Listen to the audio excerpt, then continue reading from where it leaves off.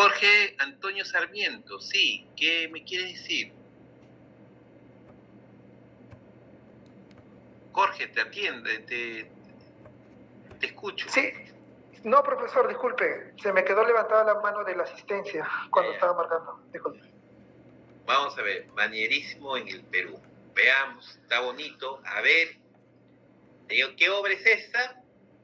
Jóvenes, la que sale en la portada. Sí, profesor, es La Virgen con el Niño de Bernardo Vitti. Un momentito, voy a prender mi cámara. Disculpe. Bernardo Vitti. Sí, Bernardo Vitti, ¿no? Así es, del año 1603, ¿no? Que se encuentra Compañero, confírmeme si se ve la diapositiva. No, compañero, no se veo, todavía no está, va a compartir. Todavía están ordenando. Ya, ahorita van a compartir, ¿sí? Sí, profesor. Tranquilos, ustedes como grupo. Ya, ahora sí. Ya, un ratito voy a expandir mi... Ya. Ahora sí, como le comentaba, esta es la pintura de Bernardo Vitti del año 1603 y es la Virgen con el Niño y se conserva en la iglesia de Compañía de Jesús de Arequipa. Ya, siguiente diapositiva, por favor. Ya. Nosotros somos el grupo 4 y... Ya. Siguiente diapositiva, por favor. Y vamos a empezar con qué cosa es el manierismo. ¿Va? Siguiente diapositiva, por favor.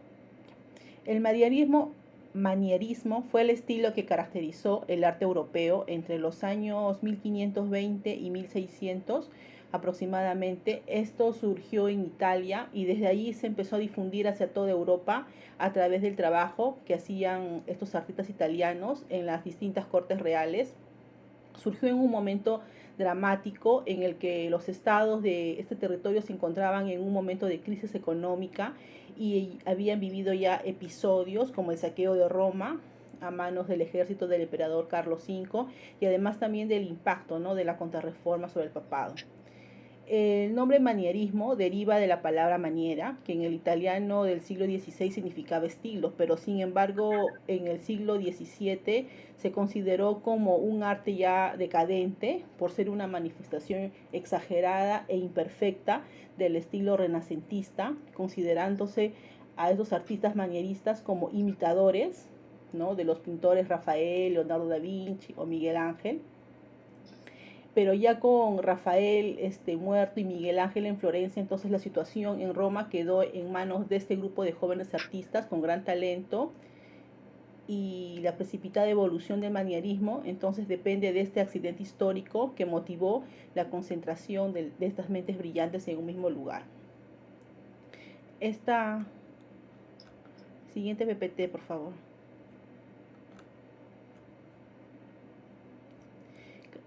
Esta pintura que estamos viendo es la Virgen del Cuello Largo, también conocida como la Virgen y el Niño con los ángeles. Y también el manierista Parmigianino, y se calcula que fue pintado entre 1534 y 1540 y actualmente se encuentra en Italia, en Florencia. Entonces las características que acá estamos observando, algunas de las características serían el virtuosismo, ya que los artistas manieristas empezaron a reclamar la superioridad de sus obras artísticas unas sobre otras. Entonces para ellos crear obras difíciles y complejas era sinónimo de virtuoso, ¿no?, de virtuosidad. Sus figuras eran exageradas, como vemos. Los artistas rechazaron las proporciones realistas y empezaron a crear figuras con posiciones extrañas, estiradas y retorcidas, sugiriendo movimiento dentro de las obras y así aumentaban el drama. Tienen un color artificial, ya que abandonaron los colores naturalistas y recurrieron a tonos más artificiales y llamativos. Las pinturas también tienen, digamos, tensión y dramatismo. Se crearon obras confusas y descentradas y huyeron de lo que vendría a ser la simetría y el equilibrio. Y también tiene la separación de forma y significado, como la forma serpentina, que es una forma típica del arte manierista, que estas figuras con estilo serpentino recuerdan a la letra S o a una serpiente en movimiento, dando lugar a obras asimétricas. La decoración de estas obras fue muy rebuscada, ya que los artistas manieristas cubrieron estas pinturas y también esculturas, claro, con una abrumadora abundancia de elementos decorativos a través de una ornamentación muy compleja. Doy pase a mi siguiente compañero, que va Luis Simón.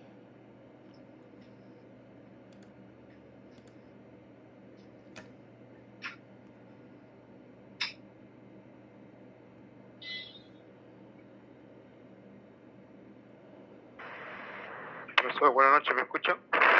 Sí, te escucho. Buenas noches, bueno. Este difícil el tema, ¿ya?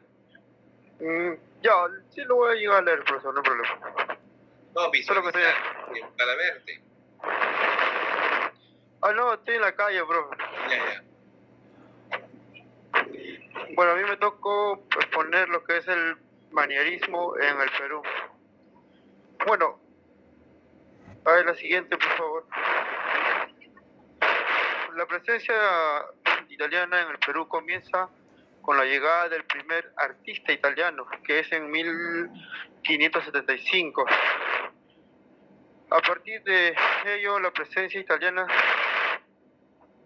será decisiva e influyente, ¿no? De una decena de artistas italianos que trabajaron en Lima. Solo hay obras identificadas que certeza de 3 de ellos, de Bernardo Pitti, Mateo Pérez de Alessio y Angelino Medoro. Son los 3 italianos que fueron más conocidos, ¿no?, de las obras acá que llegó al Perú. Bueno, ahí le paso con mi siguiente compañero, profesor. Disculpe que estoy en la calle.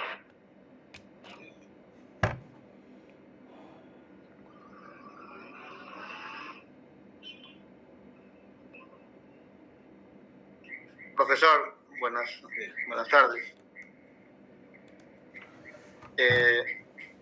Bueno, continuando con la exposición, profesor.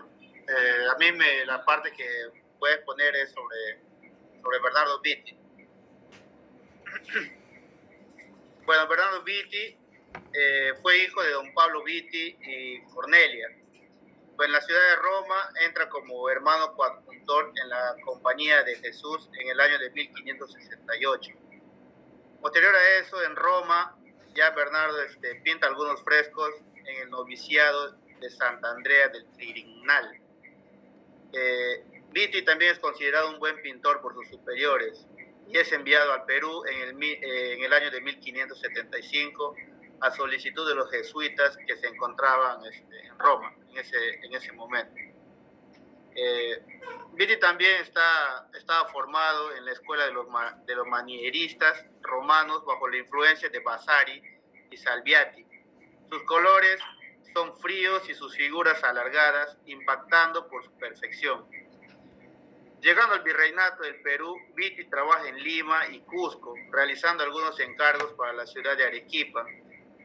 De allí pasa a la audiencia de Charcas, que hoy es Bolivia, a las ciudades de La Paz, Potosí y Chuquisaca, en donde pinta lienzos de retablo mayor de San Miguel, la iglesia jesuita dedicada originalmente a San Juan Bautista. Pitti en 1585 es enviado a Juli, ya en el Perú, pueblo de indios aymaras situado a orillas del lago Titicaca, donde los jesuitas tenían un gran centro misional. Allí Pitti pinta la mayor parte de su obra, entre ellas el bautismo de Cristo en la iglesia de San Juan, la Santa Catalina en la iglesia de San Pedro y la titular de la Asunción. Posterior a eso, Pitti retorna a Lima, se encuentra con otros pintores italianos ejerciendo su arte en la ciudad de Lima. Estos son el napolitano Pérez de Alessio, autor de un fresco en la Capilla Sixtina, y el romano Angelino Medoro, quien en su vejez retorna a Sevilla, ciudad en la que había trabajado antes de pasar a las Indias. El arte de Pitti influyó mucho en su colaborador, el jesuita Pedro de Vargas. quien trabajaba con él en Lima y también en Cusco. También influyó bastante en el dominio quiteño Fray Pedro Bedón, quien después de su estadía en Lima, donde ejerció como traductor de quechua en el tercer concilio del limense en 1583, funda la escuela pictórica para los indios en la ciudad de Quito. La influencia de Beatty también en las escuelas locales del Perú y de Bolivia se hace sentir hasta el siglo XVII, cuando llegan a Lima las obras de Valdés, Leal y múltiples lienzos de Zurbán, y su taller se dispersan por todo el virreinato. Las pinturas de Bernardo Beatty se encuentran en el Museo de la Catedral de Sucre. Entre ellas destaca el lienzo de la imposición de la casulla de San Ildefonso, los apóstoles Juan y Santiago, y la Virgen con el Niño y San Juanito. En Lima, la iglesia de San Pedro, se conserva el gran lienzo de la coronación de la Virgen y de la Candelaria, donde Beatty muestra toda su elegancia de las figuras propias de la manera italiana.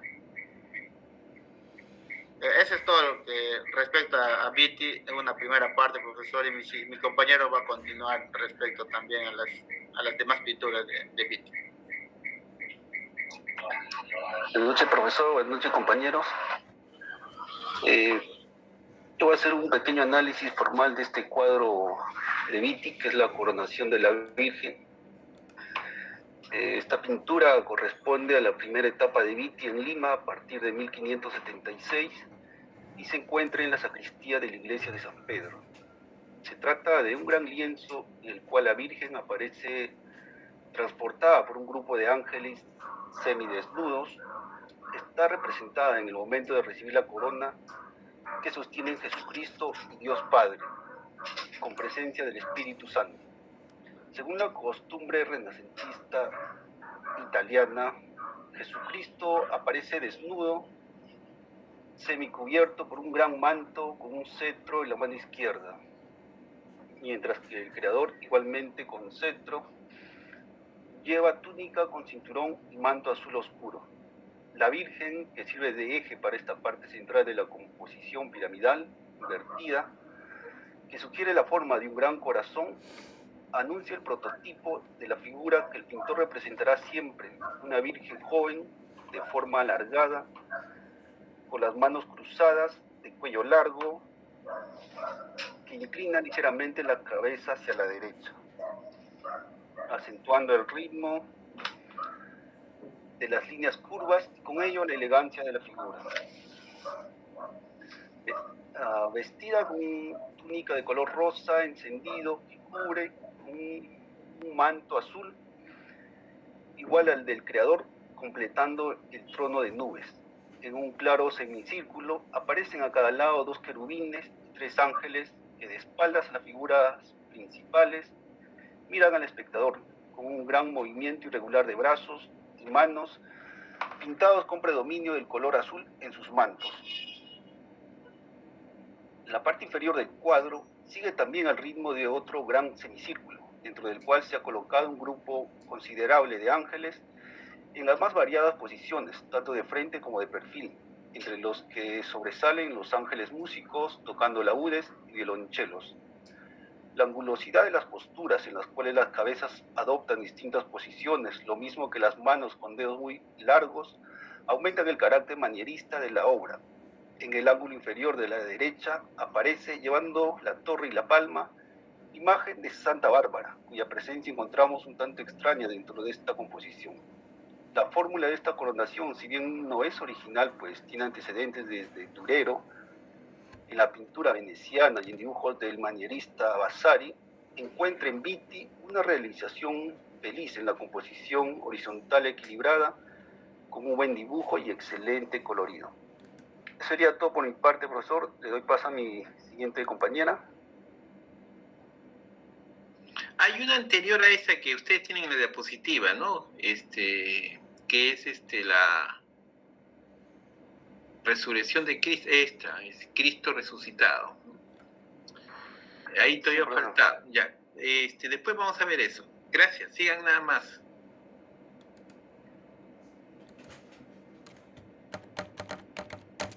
¿Qué tal, profesor? Buenas noches. Buenas noches. Sí, bueno, en esta oportunidad me toca exponer acerca de Mateo Pérez Alessio. La siguiente, por favor. Bueno, este personaje es básicamente de origen italiano, tal como los anteriores. Llega a mediados del siglo XVI a Lima, específicamente en el año de 1588, y fallece en Lima en el año de 1628. Dentro de lo que hemos podido indagar un poco sobre la historia de este personaje, es que es considerado como uno de los principales, o en todo caso uno de los iniciadores de lo que viene a ser la pintura colonial andina, la cual básicamente se caracteriza por su estructura simbólica y también por un estado de sincretismo, ¿no? Respecto a su producción artística, se caracteriza porque se basa en técnicas de renacimiento, el cual está orientado al fresco y al óleo, ¿no? Tal así que podemos ver la siguiente, PPT, por favor. La siguiente. En la siguiente figura, como ustedes pueden apreciar en la PPT, es una obra representativa de este gran representante. Aquí vemos a la Virgen de la Leche, ¿no? El cual, según lo que hemos podido indagar, está hecha en óleo sobre una plancha de cobre grabado, y las dimensiones de este hermoso imagen, esta hermosa pintura, son aproximadamente de 48 por 38 centímetros. Es pequeña, pero se mantiene en las iglesias. Esta obra se caracteriza por que contiene una significación expresiva, tal como ustedes pueden apreciar, a través de esas posturas y gestos de la Virgen María y el Niño, los cuales invitan al espectador a seguirlo, ¿no? Asimismo, también muestra lo que viene a ser la naturalidad y el volumen anatómico de los cuerpos a través de la ternura y la composición con finos trazos que el artista trata de muestra en sus presentaciones, y lo que demuestra es el aspecto maternal, ¿no?, de la madre y el niño, ¿no? Algo también que se puede notar en esta figura es que existe la figura del seguimiento de la vista, ¿no?, el cual se ven los ojos propiamente del niño, ya que si nosotros nos fijamos y nos vamos de un lado izquierdo al lado derecho, vamos a ver que el niño nos va a seguir con la mirada, y es algo similar a lo que se vio en el tema de la pintura de la Mona Lisa, ¿no?, el cual fue pintado por Leonardo da Vinci. Es lo más particular que hemos encontrado respecto a este gran artista, ¿no? Eso sería toda mi parte, profesor. Gracias.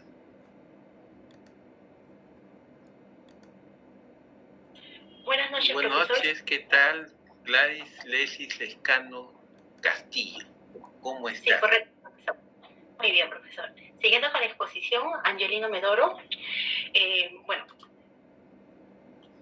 Angelino Medoro nace en Nápoles en 1567 y fallece en 1631.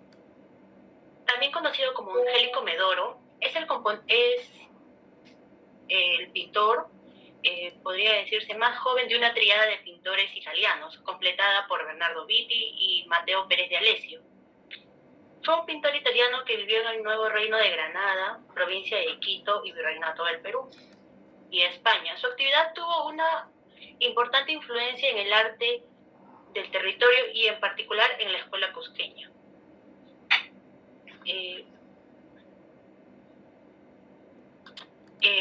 Como ya mencioné, nació en 1567, en 1587 se encuentra en Colombia, en Tunja y en Santa Fe de Bogotá, es decir, su estancia en la Nueva Granada se repartió entre estas dos ciudades. En 1599 llega a Lima y se vincula con la Orden de los Padres Mercedarios, fecha en la que firmó un contrato con la Orden Mercedaria para pintar a su Virgen Patrona.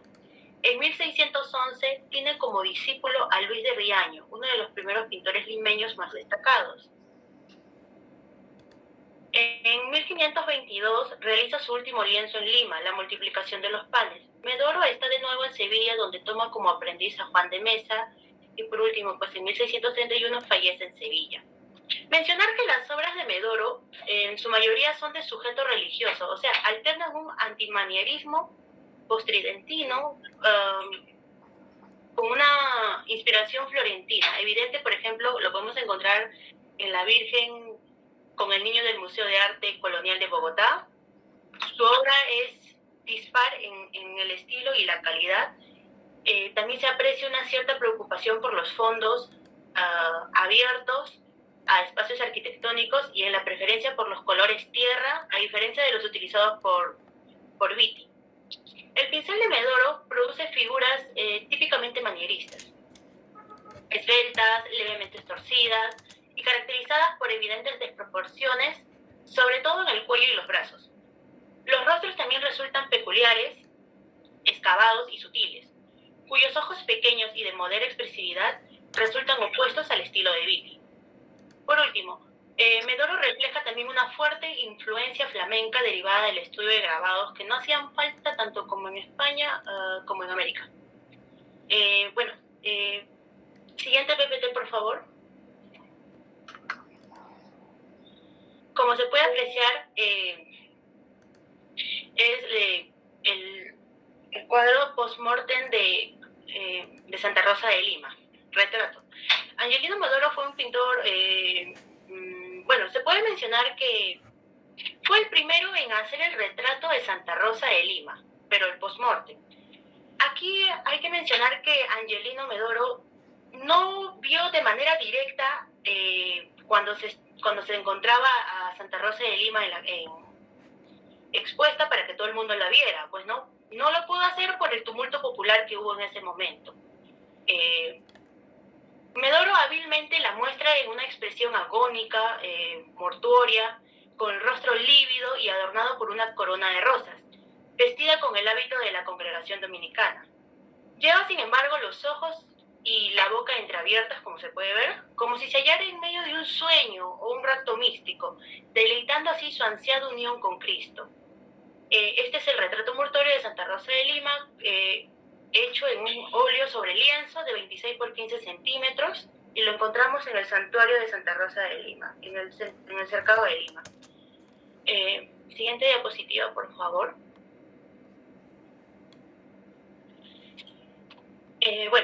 Aquí podemos ver la multiplicación de los panes del convento de los Descalzos en 1622.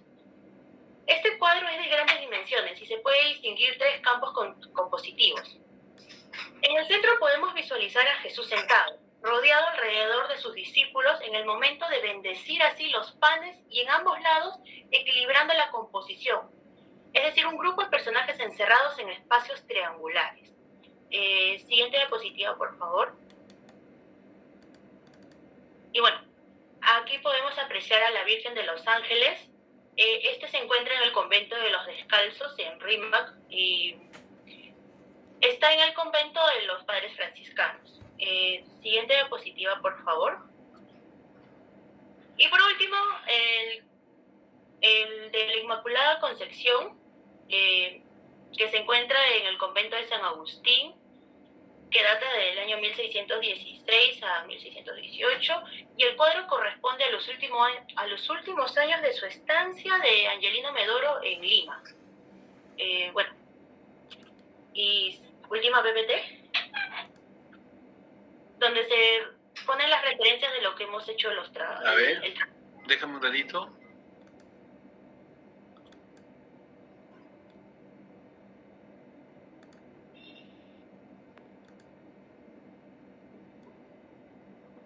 Ya. Muy bien. Ahí Francisco Stastny fue mi profesor. Teodoro Jampe también.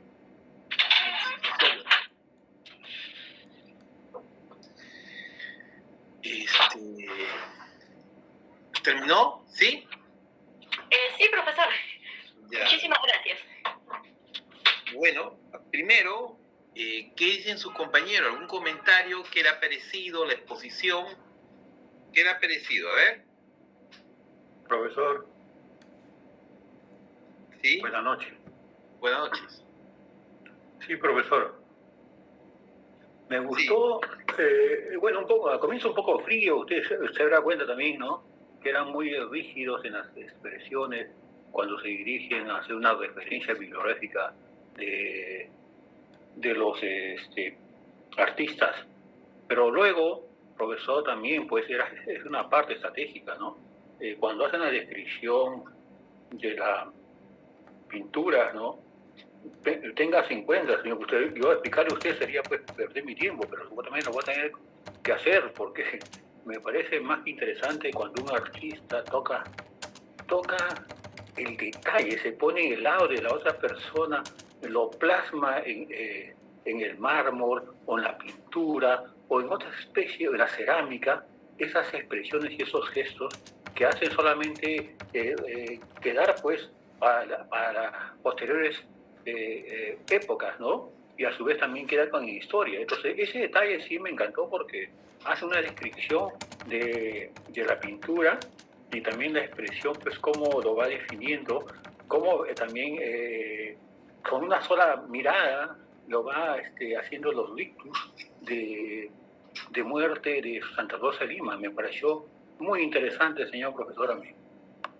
Ya. Otra persona, otro alumno, otro compañero que quiere opinar, y también pueden responder los integrantes ante el comentario de su compañero.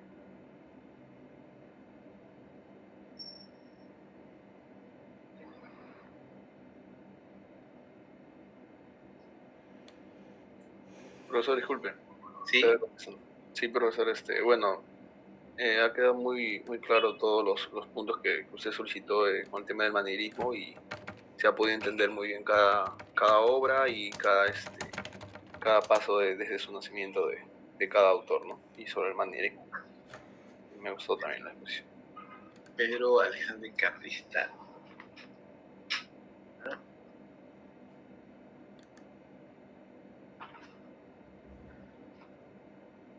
Ya. ¿Quién más? ¿Alguien más que quiere opinar? Preguntar.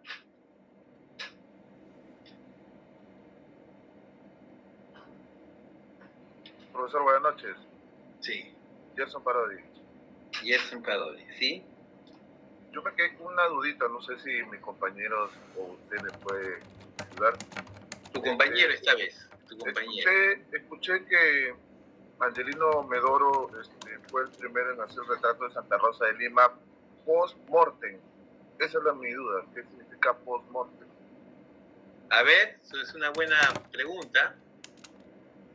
Bueno, como lo mencioné en la exposición, Angelino no fue a ver el cuerpo de Santa Rosa de Lima mientras se encontraba en la iglesia, ¿no?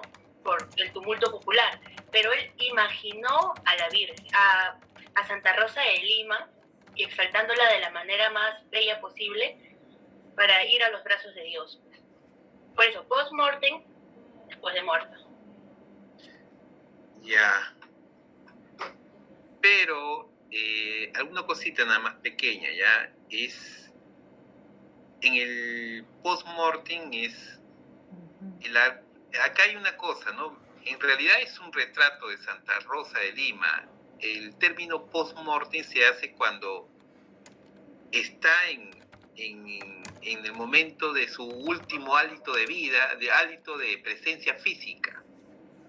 O sea, la pintura tendría que realizarse en el momento justo de todo esta rictus que uno produce en el momento de la muerte, que la boca cerrada, la boca entreabierta, los ojos sanguinolientos, los párpados casi caídos. Ese es en ese momento que se representa en eso. Entonces ahí hay un cuestionamiento que si realmente es un post-mortem o no. En realidad es un retrato de Santa Rosa en el momento que fallece. Pero post-mortem se habla en el preciso momento de que ella ha muerto y murió, y todavía está su cuerpo físico, en la cual se puede pintar ese cuerpo físico y presenta el rictus, ¿no? De post-mortem, ¿no? O sea, después de la muerte, cuando todavía tiene la presencia física, todavía no hay la descomposición, y entonces hay varios rictus que se presentan en el cuerpo humano, que ese es el término que se utiliza post-mortem. Yo no le llamaría post-mortem, le llamaría retrato en el momento de retrato de Santa Rosa.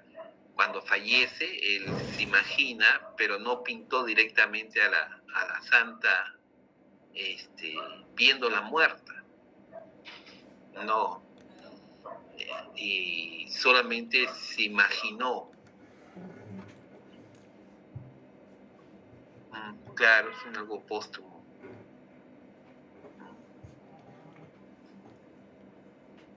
Lo que pasa era que esta idea de representar con todos estos retratos, ustedes ven a Jesús sobre todo en la época barroca, se va a representar todo ya fallecido, y entonces los artistas miraban a las personas muertas, cómo era su rostro, esas personas muertas.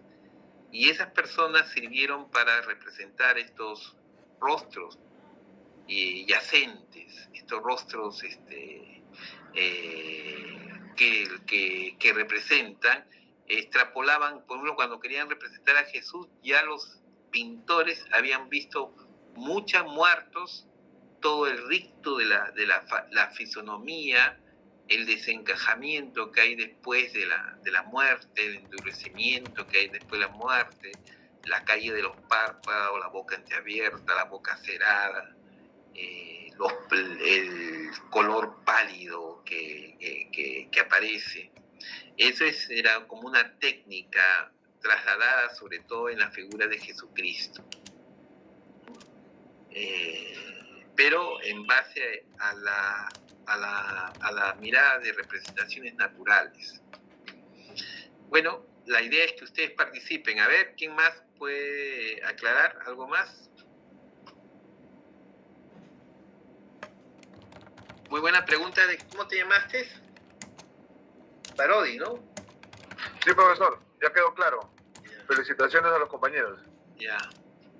¿Alguien más quiere participar? Con crítica, todo puede ser, no hay problema. Sus compañeros pueden responder. Si no creen conveniente, no respondan.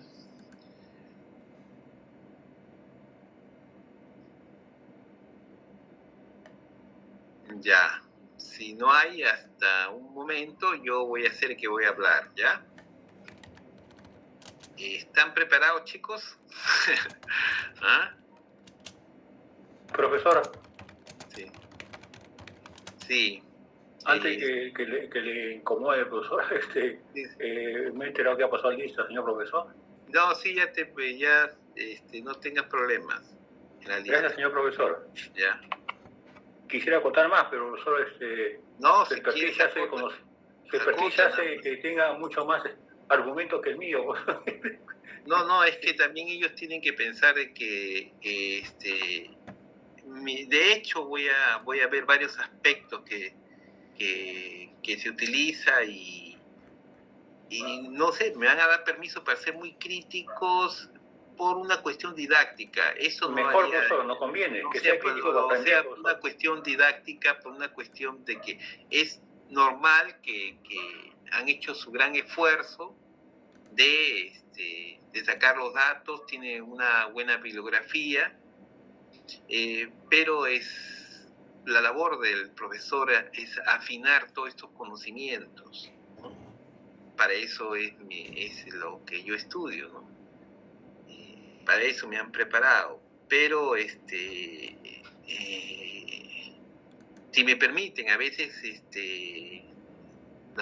acá muy pocos actuamos bajo la crítica, ¿no? Pero yo lo hago la crítica como profesor para que se afine mejor los conceptos. ¿Ya? Pero eso no quiere decir que está mal el trabajo. Pero ustedes van a sentir que estoy demoliendo el trabajo, ¿no?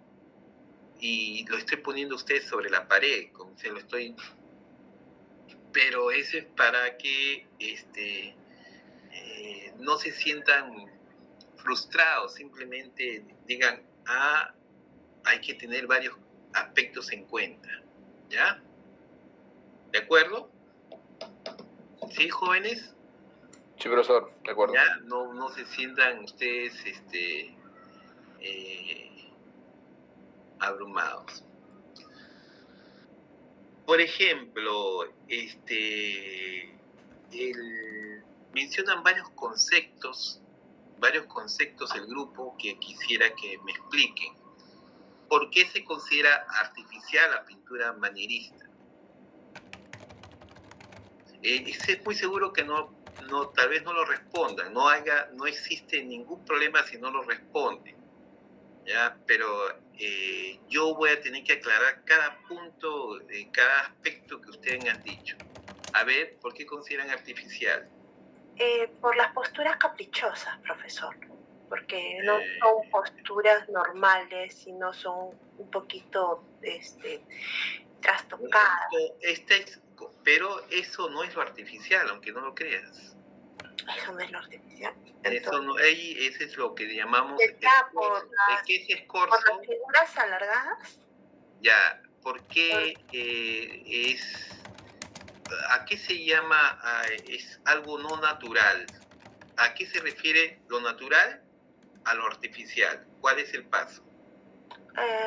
Que no va con los estándares, pues, ¿no? O sea, no es... ¿Cuáles son los estándares? El tema del alargamiento de las personas podría ser en ese caso. ¿El qué? El alargamiento de las personas, ¿no? Ya, entonces, ¿cuál sería el estándar? El estándar para ellos... Te estoy golpeando, no creas, ese es un poco... Imagínate, pues yo... Claro, en la época clásica, pues, ¿no? De Grecia era el estándar 7 cabezas, ¿no? Ese exacto, muy bien, ¿ya? En esta rompen con los estándares. ¿Y por qué lo alargaban? Por lo estético, ¿no? Pero la estética, ¿a qué se refiere? ¿A qué, ¿por qué rompieron con ese mundo clásico? ¿De dónde viene ese mundo clásico? ¿Qué época estamos hablando? De la época del Renacimiento. Renacimiento, muy bien, señorita, usted, Ana Sofía. Muy bien. Porque justo el manierismo viene después, consecuencia del Renacimiento, ¿no? Sí. De Rafael, de Miguel Ángel, de Leonardo. Ya, ¿qué más artificial? En todo caso, eso lo que se llama más es la estilización de la figura. Claro, ¿ya? La estilización. ¿Ya? Pero hay algo que es más evidente en lo artificial. ¿Qué es lo más evidente en lo artificial? En todo caso, ese es el rompimiento del canon establecido renacentista, como tú muy bien has dicho, Ana Sofía. ¿Ya? Muy bien, ya, Ana Sofía. Gracias. Sí, ese rompimiento de lo establecido. Pero esa es la estilización. ¿Qué sería lo antinatural? Vamos a explicar en la misma figura. ¿Qué es escorzo?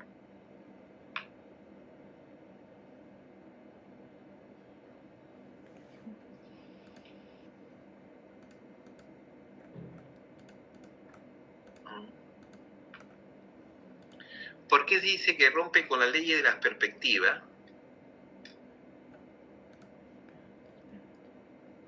Después, ¿quién fue Vasari? Después, ¿por qué dicen colores fríos?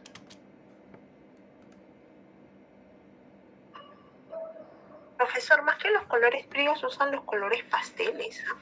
Muy bien, señorita. Usted está respondiendo muy bien, ¿no? Sí, porque yo soy el segundo grupo que va a exponer.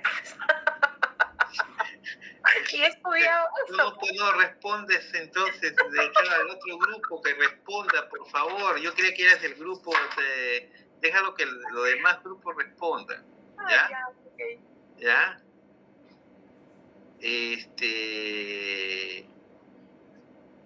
¿Alguna cosa más? ¿Ya? Ya. ¿Qué es lo que han dicho el fresco y qué es la técnica del óleo?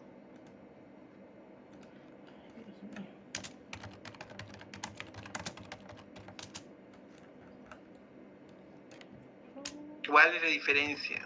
Ahí pueden participar cualquiera. ¿Cuál es el fresco y cuál es la técnica de óleo? Todos son los conceptos que han manejado, ¿no? El fresco es en la pared, profesor, pintura en la pared, y el óleo es en la tela, en el lienzo. ¿Y cómo se hace el fresco? ¿Por qué le dicen el fresco? Porque es con yeso y esa pintura al fresco, porque se pinta así con una mezcla de yeso que está como húmeda. Ya, muy y ahí bien. se pinta con rapidez para que seque, y se seca con todo el yeso y quede impregnado ahí en la pared. Claro, por ejemplo, Miguel Ángel hace un fresco en la Capilla Sistina. Y es una técnica mucho más difícil que el óleo. ¿Ya? Sí, porque el óleo es lo contrario, porque demora en secar bastante. Exacto, demora todo lo contrario, y el óleo, con el óleo logras alguna técnica muy importante, que es la posibilidad de corregir. Es que tiene aceite. Y tiene aceite, de ahí viene la palabra óleo. Por eso se Con un aglutinante, aceite, color, y así se produce, pero el óleo tiene la oportunidad de corregir. ¿Ya? Cuando dijeron que hay un momento difícil en el siglo XVI, ¿a qué se referían en Europa?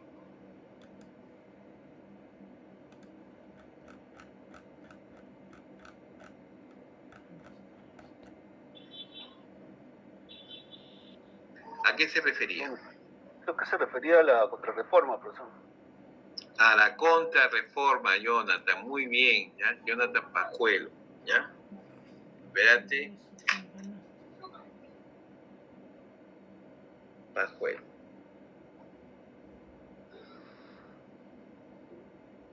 ¿Y qué significó la contrarreforma? La contrarreforma, o no es precisamente la contrarreforma.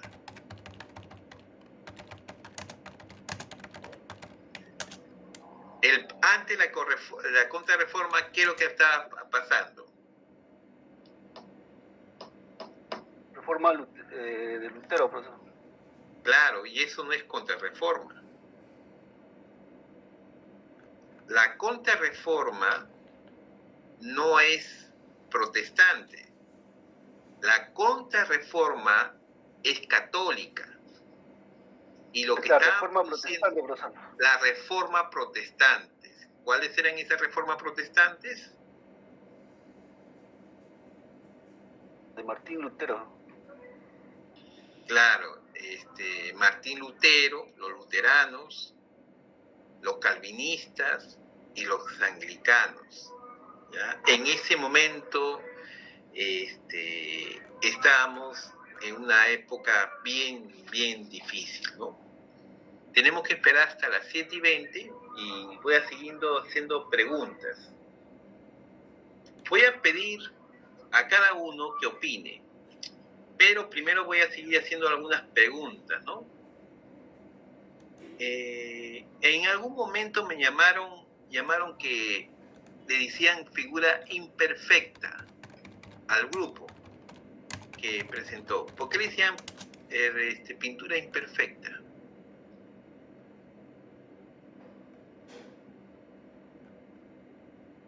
Ya, ese es un punto que tienen que ir considerando. Rompe con las leyes de la perspectiva. ¿Qué es la perspectiva? Lo que podemos ver, profesor. Ver. Hay varias cosas que podemos ver. ¿Qué es la perspectiva dentro de un cuadro? Profesor, disculpe, sería, por ejemplo, acerca de la forma, las dimensiones del cuerpo, ¿no? Y en este tipo de pintura. No, eso no es. ¿No? No es. ¿Ya? Voy teniendo todos esos casos, no tengan problemas, si por eso estamos el profesor, ¿no? Hay muchas denominaciones que le llaman imperfecto, hay otros que le llaman rompe con las leyes de la perspectiva, entonces no tiene que ver con los cuerpos humanos. Vamos a ver, eso tiene que ver con el espacio. Por el movimiento que... La superficie, profesor. ¿La posición en la que ve el observador? Sí, hay una posición del observador, pero hay una técnica especial dentro el concepto de perspectiva. Vendría a ser, profesor, disculpe, la forma que dice serpentina. No. ¿El estilo? No, al contrario, eso es lo que rompe la perspectiva. Profesor, Esas formas... Disculpe, Ana. ¿Tiene que ver con el fondo y con la superposición de los Sí, planos? tiene que ver con el fondo, pero hay una... no es solamente decir que existe un fondo. Ya, eso lo vamos a ver poco a poco. Eso me va a tocar a mí exponerlo, ¿no? Porque supongo que va a haber un momento. Porque no puede ingresar ya de inmediatamente el otro grupo para darme la oportunidad de explicar un poco. ¿Así ya podemos entrar para exponer? Sí. A ver, un ratito, 2 minutos. Y también vamos a aclarar, déjeme un ratito, el escorzo, ¿ya? También es otro término que tienen que ver qué cosa es el escorzo. Abundantes elementos, sí hay una especie de... que es un... pero todavía mantienen el equilibrio renacentista, ¿no? ¿Por qué influye en el Perú? ¿En qué sentido influye? Eso también. Después, nada, esos son los puntos que vamos a ir aclarando. ¿Puede entrar el segundo grupo?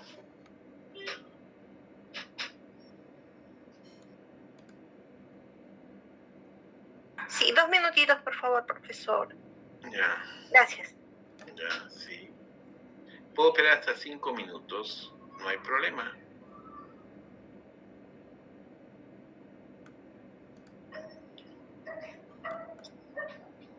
¿Quiénes son del segundo grupo? A ver, me van diciendo, ¿quiénes son? A ver, le paso el PPT. Somos Stuart Aparicio. Aparicio, ¿no? Sí. ¿Y a quién más? Jorge Sarmiento. Jorge Sarmiento, espérate.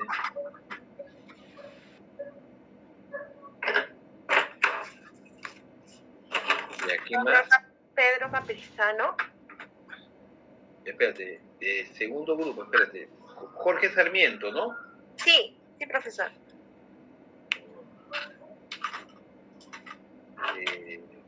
Pedro Caprizano. Sí. ¿Quién más? Natalia Sea. Natalia Sea. Y yo, quien habla, Ana Paredes. Ana Paredes. ¿Tienes experiencia en arte, Paredes?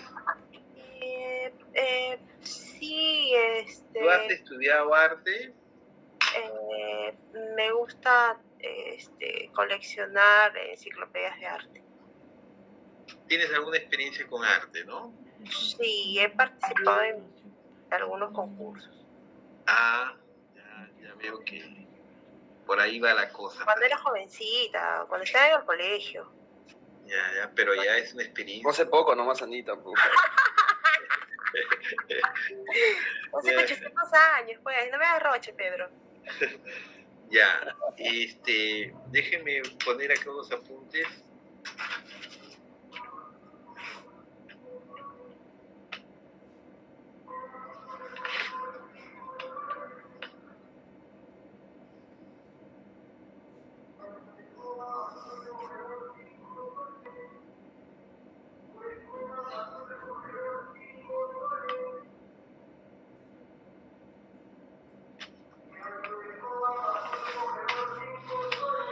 Ya, vamos. A ver, segundo grupo.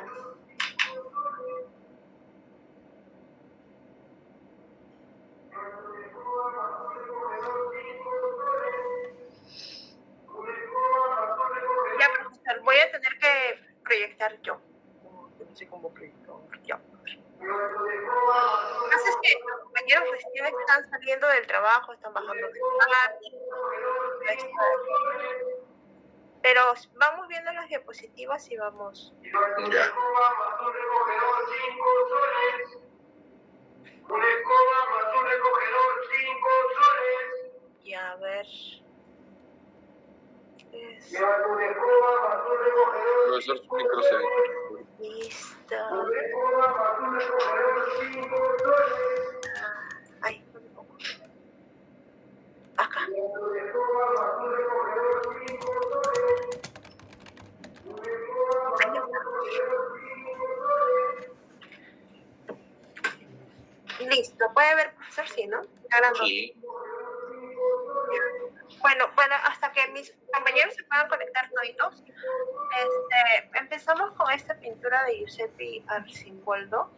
En general, nos tocó lo que era el manierismo, pero acá en la Colombia, en América. Entonces, pero este es un referente no importante, sino que un poco distinto, ¿no? Por el tema de la forma en que de las variedades, acá se puede ver de flores, ¿no? El colorido espectacular y el atractivo. En mi parte es una de mis pinturas favoritas.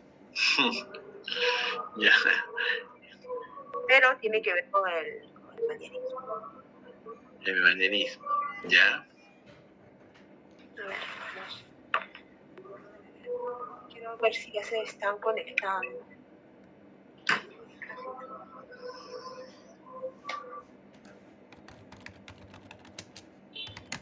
Ya, a ver, vamos siguiendo ya.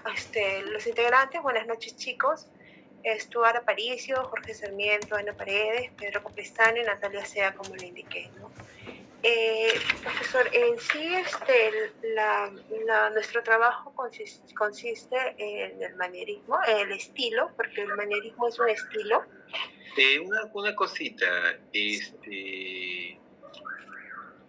¿se han ido hasta Pedro de Osma para averiguar? Porque Sí. Sí, profe, iba a ver las fotos. Sí, me parece interesante que han ido al Pedro de Osma. Sí, porque una cosa es que lo busquemos por Google, por internet, y otra cosa es mirar la pintura. ¿Y cuánto está la entrada ahora del Pedro de Osma? Está 40 soles para público general, 40 extranjeros, 20 soles, estoy en exposición, hija. 20 soles, personas normales, o sea, peruanos, perdón, y 10 soles con el carnet universitario. Ya, y ustedes han pagado 10 soles, ¿sí? Sí, 10 soles. Ya,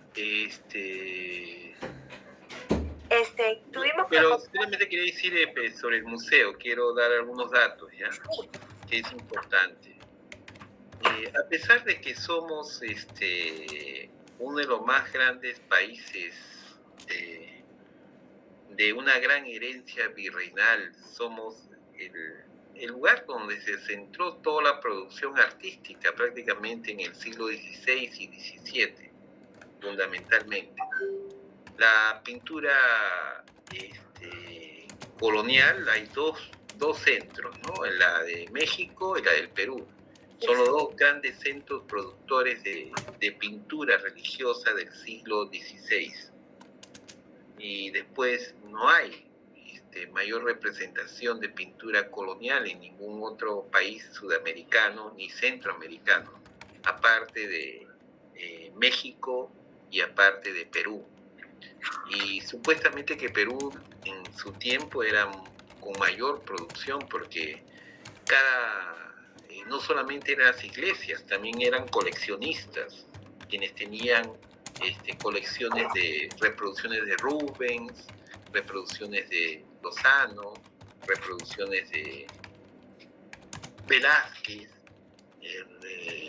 y así tenían grandes pintores, y el Museo de Arte de Lima es un museo privado. Sin embargo, nosotros no tenemos un museo virreinal. Ah, claro, no. Lo más cercano a eso es el Pedro de Osma. Lo más cercano y es particular. Es particular, sí. No tenemos. Hay obras puestas en las iglesias, pero esas obras son puestas como una cuestión de culto. Pero nuestro museo virreinal nacional no tenemos hasta ahora. Claro, porque el periodo manierista es más que todo por la demanda de las iglesias, ¿no? O sea, por la demanda de los fieles, se podría decir. Claro. Y pese a eso, o sea, lo que quiero decir es que lo desconocemos porque la forma de distribuir, que hay muchos que recién están conociendo la palabra manierista, incluso en el arte. Yo la primera vez que bueno, yo tenía el manierismo, pero solamente por el tema de Giuseppe Arcimboldo, ¿no? Yeah. Porque es por esta de acá. Pero sí, no tenía fijado el manierismo acá en Perú, en las colonias, ¿no? En América Latina, ¿no? Como usted dijo, no pensé que así como si ahorita viene Daddy Yankee, Mar Anthony, todos queremos ir a ver, todos los queremos traer. Entonces, así fueron pues estos artistas, ¿no? Bernardo Vitti, Mateo Pérez, Angelino Medoro, en esa época fueron los Bad Bunny de esa época y los trajeron acá para hacer arte, ¿no? O sea, tuvimos el lujo de que grandes artistas considerados en esa época, allá en España, en Europa, perdón, porque son italianos, vengan acá a dejar su legado, porque después ellos tuvieron evangelizaron el arte, se podría decir, ¿no? Porque tuvieron discípulos acá, bueno, los más grandes, que también hay obras ahí en el Pedro de Osma, es Fray Pedro Bedón y Luis de Riaño, ¿no? Entonces, sí, por esa parte, sí. ¿Te puedes visualizar a Ana Sofía Ambarés? Sí, ¿qué? ¿Yo? Sí, ¿te puedes visualizar? No, espérame un ratito. Discúlpeme las fachas, pero es que mi hija recién ha salido de la clínica hoy día y he estado, pero... Ay, Dios mío. No te preocupes, no se preocupe, profesor. No te preocupes si es que no te entiendes. ¿Está todo bien tu mami y tu hijita? Sí, gracias a Dios, sí. El viernes el sábado, ya se puede ver. Sábado, no te preocupes. El sábado tuvo un ataque y tuve que llevarla y hoy día está acá en casa. Ya. Muy bien. Me va a disculpar más bien las fachas, no me pida. No. Yo, eso te hace grande a ti. El arte no está en el objeto mismo, sino de quien lo mira. Ahí donde el ojo vulgar no ve nada, los artistas dicen, ahí está el arte. Y para todos, ¿no? Para situaciones especiales de los niños hay madres especiales también. Entonces hay otra mirada diferente, pues, no clásica, ¿no? Bueno, siga. Entonces, ese lugar de museo, todavía lo que quiero decir es dar a entender, así como tenemos documentación del siglo XVI, que es tan importante para el país, y tenemos felizmente el Archivo de la Nación, lamentablemente en el término de arte no tenemos su símil, no tenemos una representación, a pesar de que mucha pintura colonial es la que más se vende y la que más se trafica. Claro, profesor. ¿Ya? Al extranjero, definitivamente. ¿No? Y sobre todo el gran comprador ha sido Brasil y parte de Europa. El gran mercado, si hay mayor venta, y ese es porque las iglesias han estado desguarnecidas, no han formado museos, ha habido casos en que han puesto copias y todo, sobre todo en Puno, que se han llevado cuadros enteros, ¿no? Claro, como usted dice, en el Museo de la Nación deberíamos de tener una colección de la colonia, ¿no? Claro, del siglo donde nos expliquen así, por ejemplo, cuando yo fui, me dieron una guía donde está el manierismo, las avocaciones marianas, los arcángeles, ¿no? Los ángeles. Claro, y no sería muy caro, ¿ah? Porque los coleccionistas no, es parte de nuestra historia que no está en una institución. Los documentos sí están en una institución nacional, que es el Archivo de la Nación, que es la dinastía de los Habsburgos. Estamos hablando de la dinastía de los Habsburgos y estamos hablando de que existe documento del siglo XVI. Pero en época lo que se va a presentar es esa pintura que lo están describiendo. Sin embargo, tan importante como tú dices, yo no sé pronunciar estos artistas, estos que son contemporáneos, Busbón y no sé qué cosa. Todo era, efectivamente, tenía esta repercusión diferente y vamos a explicar por qué vinieron. Ya, por qué vinieron. Entonces, el Museo de Pero de Osma me parece interesante y fue un coleccionista de arte colonial que los Osmas, que son los sectores oligárquicos que todavía tienen colección. Y claro, creo que Sasa de Osma no se ha casado con el príncipe de no sé dónde. Sí, siguen con estas tonterías de guachaferías que el peruano se quiere presentar, entroncarse con reyes y toda esa estupidez y no sé lo que ha significado los reyes y todo esto en el país. Bueno, pero hay que sacar lo bueno de lo malo, ¿no? Aunque sea gracias a ellos tenemos estas exhibiciones de arte, ¿no? Gracias ya, pero hubiera sido interesante que el Perú tuviera, que el Estado pues se hiciera cargo de una buena colección que no es tan cara.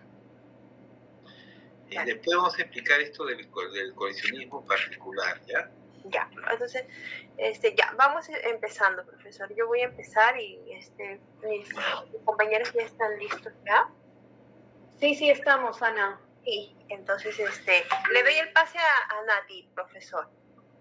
Nati, ya ves, Nati. Buenas tardes, profesor. Buenas tardes, compañeros. Somos el grupo 2 y hablaremos sobre el tema del manierismo. Bueno, dentro de los inicios, la historia del arte utiliza habitualmente la noción de este estilo, ¿no? Para explicar la producción estética de una sociedad dentro de un periodo lleno de cambios, ¿no? Bueno, esto se estableció dentro de todo una actividad, ¿no? que era el cambio de la pintura a todo el tema de los rasgos, las poses, dentro del siglo XVI. Bueno, cuando sucedió esto de la conquista de América por parte de España dentro del siglo XVI, se genera una situación en la que empiezan a presentarse estos cambios, ¿no? Y se requiere cierta interpretación, ¿no? En respuesta a aquellos momentos, ¿no? En aquel momento. Bueno, recién en el gobierno del virrey Francisco Álvarez de Toledo, entre los años 1569 y 1581, se establecen las bases administrativas del virreinato del Perú, y con ello se crean con unas nuevas condiciones para el paulatino desarrollo del arte colonial. O sea, empieza a haber se presenta un cambio, ¿no? dentro de aquí del país.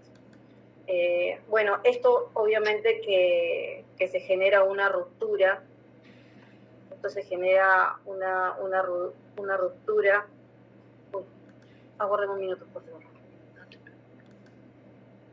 Sí, esto se genera una ruptura en donde las sociedades autóctonas contaban con una milenaria tradición artística en ese entonces, ¿no?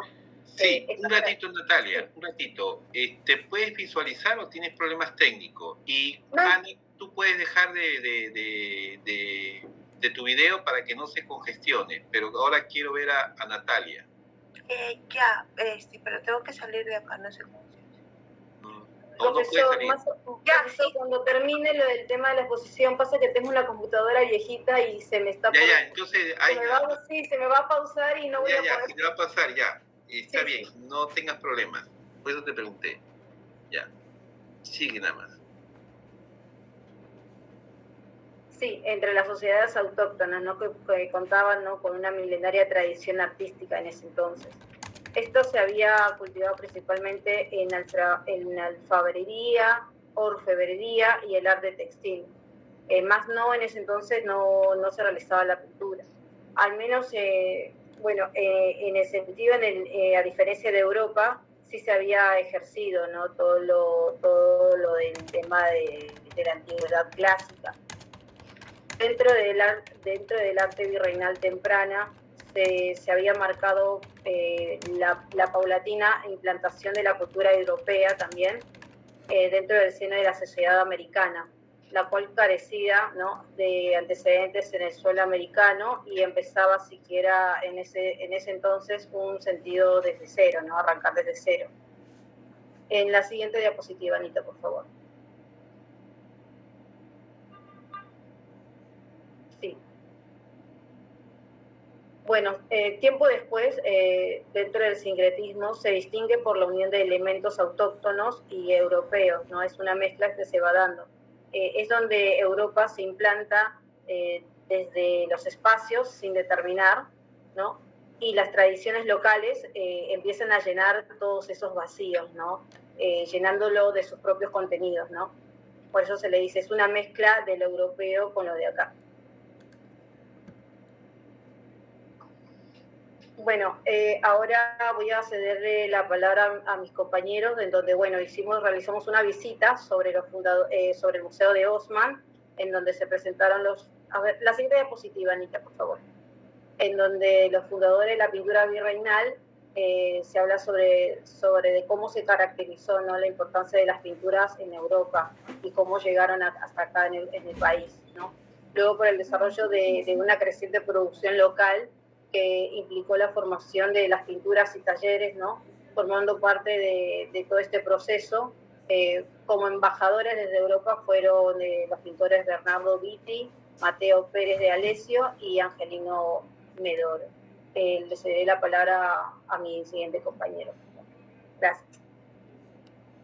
Sí, buenas noches, profesor. Continuando con la exposición de Stuart Aparicio, la siguiente diapositiva, por favor, Ana.